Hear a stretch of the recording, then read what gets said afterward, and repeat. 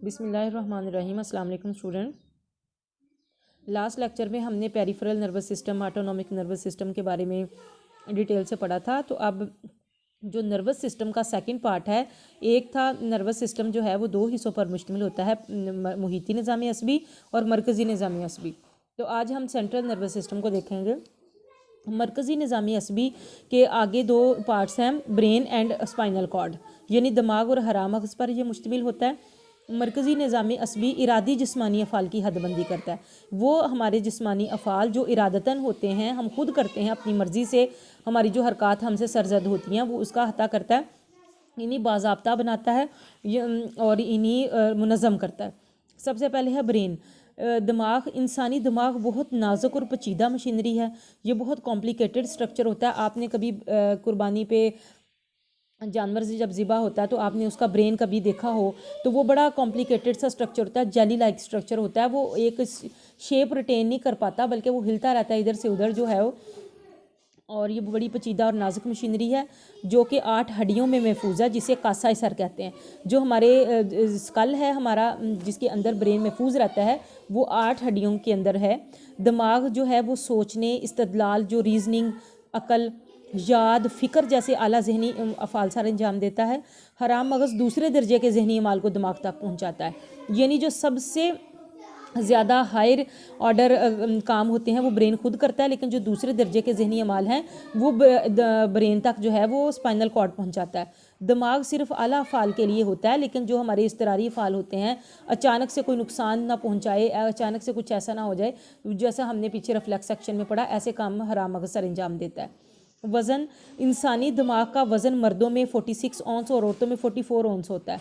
माहिरीन के मुताबिक दिमाग का वज़न हराम मगज़ के मुकाबले में, यानी जितना स्पाइनल कॉर्ड का वेट है और जितना हमारे ब्रेन का वेट है, जितना दिमाग का वज़न जो है वो हराम मगज़ के मुकाबले में ज़्यादा होगा, उतना ही इंसान ज़्यादा ज़हीन होगा। इंसान में दिमाग का वज़न हराम मगज़ से 50 गुना ज़्यादा है। और ये तनासब जो है ना, कि जो दिमाग का वज़न है वो हराम मगज़ से 50 गुना ज़्यादा हो, किसी और मखलूक में ये तनासब नहीं मिलता। ये तनासब किसी और जानवर में भी नहीं मिलता। और फिर मरकज़ी निज़ामी असबी है। मरकज़ी निज़ामी असबी के दो हिस्से हैं, स्पाइनल कॉर्ड एंड ब्रेन।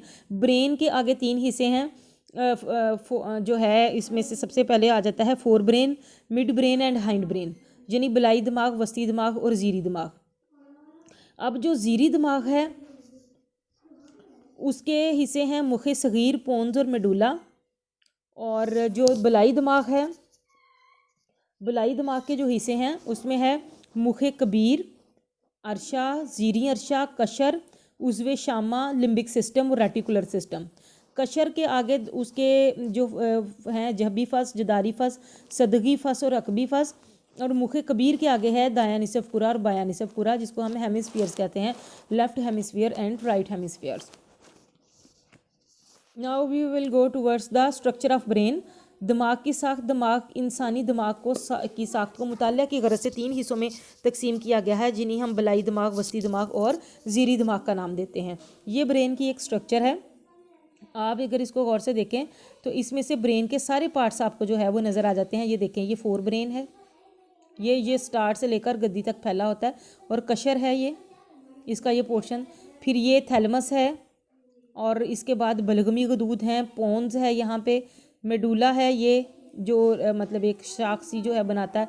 फिर ये स्पाइनल कॉर्ड है, रेटिकुलर सिस्टम है इसके अंदर, मुखे सगीर है, मिड ब्रेन है, अरशा है, थैलमस जिसको हम कहते हैं, और कॉर्पस क्लोसम है इसके अंदर। सबसे पहले है बलाई दिमाग। बलाई दिमाग मरकज़ी निज़ामी असबी का सबसे अहम और तरक्की याफ्ता हिस्सा है। बलाई दिमाग जो है वो कुल दिमाग का 90% हिस्से पर मुश्तमिल होता है, यानी जो फोर ब्रेन है वो 90% ऑफ द ब्रेन होता है। उसके अंदर है मुखे कबीर, ये हिस्सा पेशानी से लेकर गद्दी के करीब तक फैला होता है। मुखे कबीर एक दरार से 2 हिस्सों में तकसीम हो जाता है, यानी जो आप समझे कि अगर मुखे कबीर का ये हिस्सा एक 90% ब्रेन में है तो ये एक दरार दरमियान में आती है, जिसकी वजह से 2 हिस्सों में तकसीम हो जाता है, जिनको दिमाग के निसफ कुर्रे, यानी निसफ कुर्रे कहा जाता है, दाया निसफ कुर्रा और बाया निसफ कुर्रा, जिसको right hemisphere and left hemisphere जो है वो कहलाते हैं। दोनों निसफ कुर्रे ऊपर से लगता है कि वो अलग अलग हैं, लेकिन वो नीचे से आपस में मिले हुए होते हैं। और इन दोनों कुर्रों को आपस में मिलाने का जो है वो काम कार्पस क्लोसम करता है।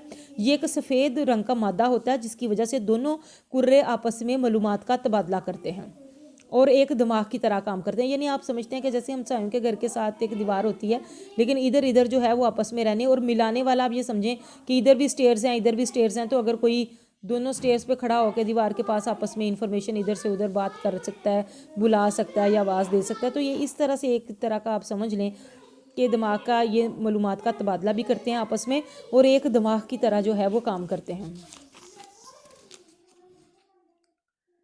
और ये मुखालिफ सिमत के जिस्मानी अफ़ाल को कंट्रोल करता है। जैसे दायां जो निसफ कुर्रा है ये दिमाग का सामने का हिस्सा है, ये लेफ़्ट हेमिस्फीयर है, ये जो राइट हेमिस्फीयर है ये लेफ़्ट बॉडी पार्ट को कंट्रोल करता है और जो लेफ़्ट हेमिस्फीयर है वो राइट बॉडी पार्ट को कंट्रोल करता है। यानी अगर हम इस तरह से समझें कि ये एक इंसान है और ये पूरा बना हुआ, तो इस तरह से वो आधा अगर कर दें कि ये राइट साइड है ये लेफ़्ट साइड है, तो जो हमारा राइट हेमिस्फीयर है वो लेफ़्ट बॉडी पार्ट्स को कंट्रोल करेगा, जो लेफ़्ट हेमिस्फीयर है वो राइट बॉडी पार्ट्स को जो है वो कंट्रोल करेगा।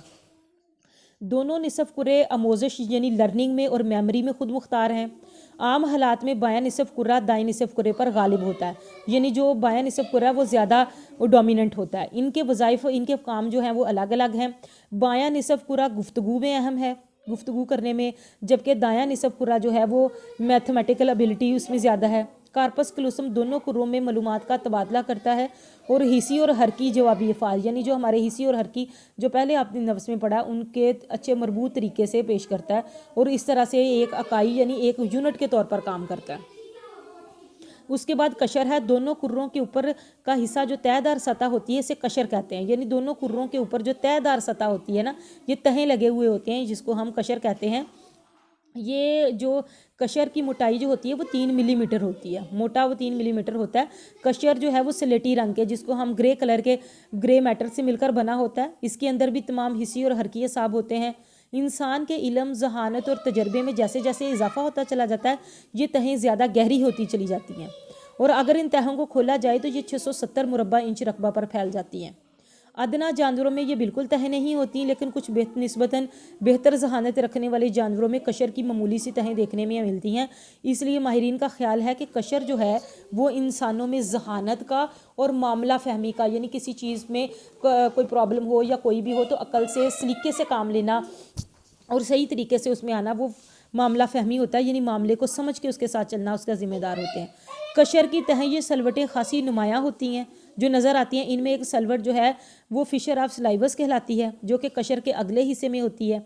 अगले हिस्से से शुरू होकर कशर के पिछले हिस्से तक चली जाती है और एक निसफ कुर्रे को कशर को 2 हिस्सों में तकसीम कर देती है, जबकि रोलैंडो की दर्ज जो है वो कान की तरफ से शुरू होकर मुख कबीर के दरमियान तक आती है और कशर को मज़ीद 2 हिस्सों में तकसीम कर देती है। यूँ हर एक निसफ कुर्रा आगे मज़ीद जो है वो 2 हिस्सों में तकसीम हो जाता है और टोटल वो 4 हिस्से बन जाते हैं और ये 4 हिस्से जो हैं वो जहबी फस, जदारी फस, सदगी फस और कजाली फस या अकबी फस जो है वो कहलाते हैं। ये देखें लोब्स की। अब सबसे पहले ये देखें, ये सल्वीलेस दर्ज है, ये वाली ये सल्वीलेस दर्ज है, ये जो उनके दरमियान में आती है।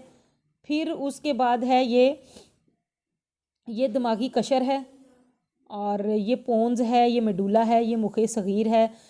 फिर इसकी 4 जो हैं वो बन जाती हैं, जैसे जहबी फस है, ये जदारी फस है, ये कजाली अकबी फस है और ये सदगी फस है।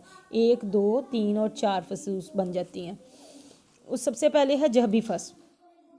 ये फस पेशानी की तरफ से दिमाग के अगले हिस्से में पाई जाती है, यानी पेशानी से लेकर ब्रेन के अगले फ्रंट पार्ट तक जो है वो पाई जाती है ये, और दिमाग के निसफ रोलैंडो की दर्ज तक जा पहुंचती है। और ये देखें ना, जब भी फस का हम देखें रोलैंडो की दर्ज तक ये यहाँ तक यानी आके पहुंच जाती है दूसरी लहर तक। जब भी फस में हरकी व रकबा पाया जाता है वो हरकत से जो रेलिवेंट होता है। हरकी कशर का ऊपर वाला हिस्सा जिस्म के निचले अजलात को और हरकी कशर का निचला हिस्सा जिस्म के बलाई अजलात की हरकत को कंट्रोल करता है। यानी जो हरकी कशर का ऊपर वाला हिस्सा है वो हमारी लोअर बॉडी पार्ट्स को और जो कशर का नीचे वाला हिस्सा है वो अपर बॉडी पार्ट्स को कंट्रोल करता है। जब भी फस में हरकत के रकबे जिस्म के अज़ा से हिसाब से नहीं होते, जैसे टांगे बड़ी हैं तो उनके लिए हरकत का रकबा भी बड़ा हो, ऐसा नहीं होता। जो हमारे सेंसिटिव ऑर्गन्स होते हैं जैसे आइज़, ईयर्स, नोज़, इनके लिए जो हरकी रकबा वो ज़्यादा होता है और जो बड़े पार्ट्स हैं उनके लिए हरकी रकबा वहाँ पे कम होता है। और अगर इसका कोई जहबी फस में से कोई रकबा नाकिस हो जाए, तबाह हो जाए या खुद काट दिया जाए तो मुतलका जो अज़ा हैं वो हरकत नहीं कर सकते। तो दूसरी जो फस है दैट इज़ पैराइटल लोब जिदारी फस। जिदारी फस जहबी फस के पीछे पाई जाती है। ये देखें ना, ये जहबी फस के पीछे जो है वो जिदारी फस जो है वो मौजूद होती है। इस फस का तलक हिस्सी रकबे से है। फसे जिदारी का तलक हवास से है। फसे जिदारी में कशर के ऊपर के असाब जो हैं वो जिस्म के निचले उज़लात और कशर के निचले असाब जो हैं जिस्म के ऊपर वाले उज़लात से मुंसलिक होते हैं, जैसे सेम एज इट इज़ जैसे जहबी फस में होता है। और इस हिस्सी रकबे का अगर कोई हिस्सा तबाह हो जाए तो फ़र्द को जिस्म का के मुतल्लिक कोई हिस्सी तजर्बा वसूल नहीं कर सकता। सर्दी, गर्मी, दर्द, लम्स का एहसास भी यही हिस्स जो है वो वसूल करती है। उसके बाद है सदगी फस। ये फस कनपट्टियों के ऊपर जहबी फस के पीछे वाक़या होती है। इस फस का तल्लक जो है वो सुनने से, सूंघने से, चखने के अफ़ाल से है। दोनों कानों से बराबर तादाद में असाबी रेशे जो हैं वो दोनों कानों से बराबर असाबी रेशे दिमाग की सदगी फस तक, टेम्पोरल लोब तक जाते हैं।